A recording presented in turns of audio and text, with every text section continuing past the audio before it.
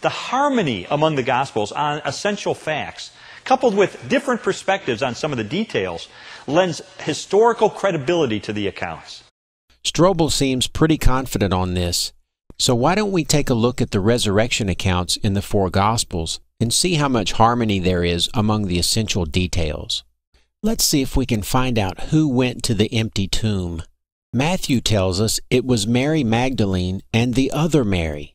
So we have two women who went to the tomb.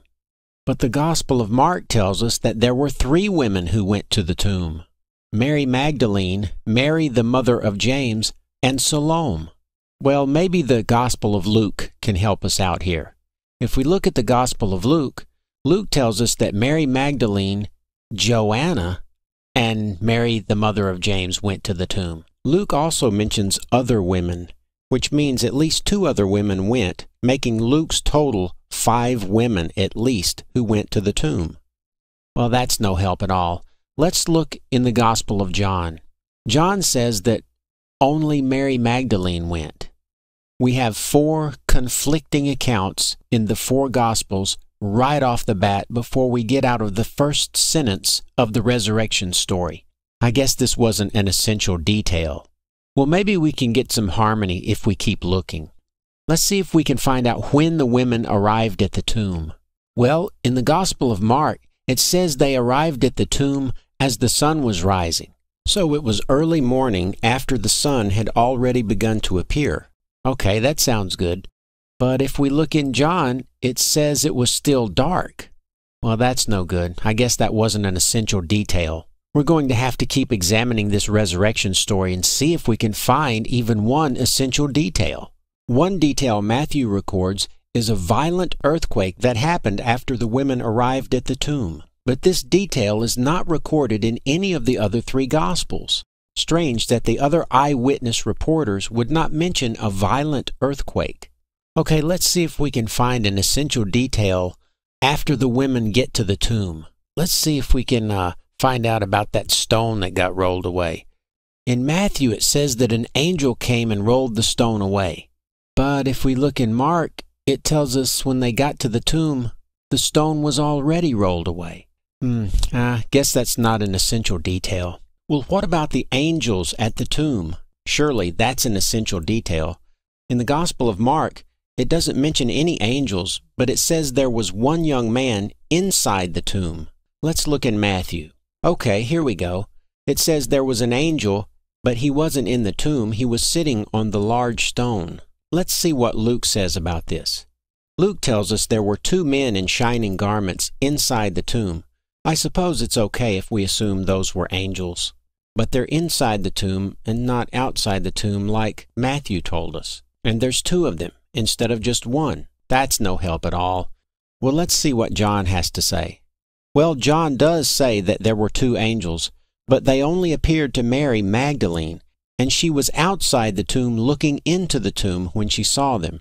Mark records a young man inside the tomb. Matthew records an angel outside the tomb, and both Luke and John record 2 angels inside the tomb. But in Luke, the women were inside the tomb when the angels appeared to them, and in John, only one woman was outside the tomb, and she peeked into the tomb and saw the angels.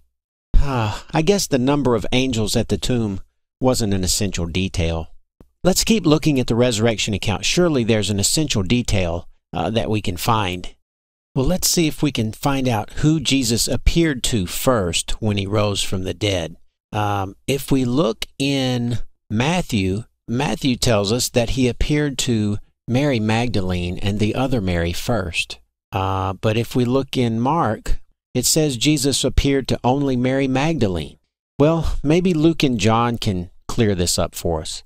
Well, John agrees with Mark, but he contradicts Matthew. Well, let's see what Luke has to say. Luke tells us that the first appearance of Jesus to anyone after his resurrection was on the road to Emmaus, and one of the 2 on the road to Emmaus was someone called Cleopas.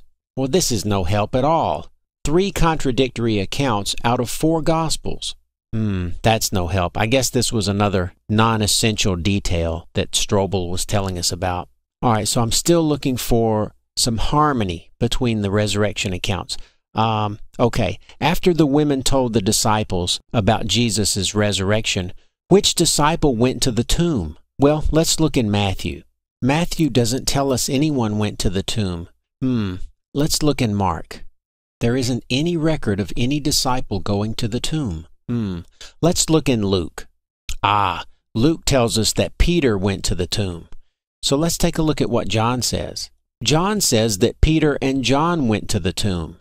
This is no help. Can't we find one detail that all four Gospels agree on? Okay, let's try one more time. When Jesus appeared to his disciples, when they were gathered together eating, how many disciples were present? Surely we can find agreement among all four Gospels on this detail. Well, Mark tells us that there were 11 disciples, Judas being absent, of course. Matthew says that there were 11 disciples, but that they met Jesus on a mountain in Galilee, not in a room having dinner. Heck, I'm willing to overlook the location discrepancy just to get agreement on the number of disciples. Luke tells us there were 11 disciples. We may hit a home run here, folks. Let's look in John. John tells us that Jesus appeared to 10 disciples and that Thomas was not there. This is pointless. Well, that about does it for the resurrection account. It looks as if the only detail that the four Gospels can agree on is that Jesus was resurrected. The harmony among the Gospels, historical credibility, the harmony among the Gospels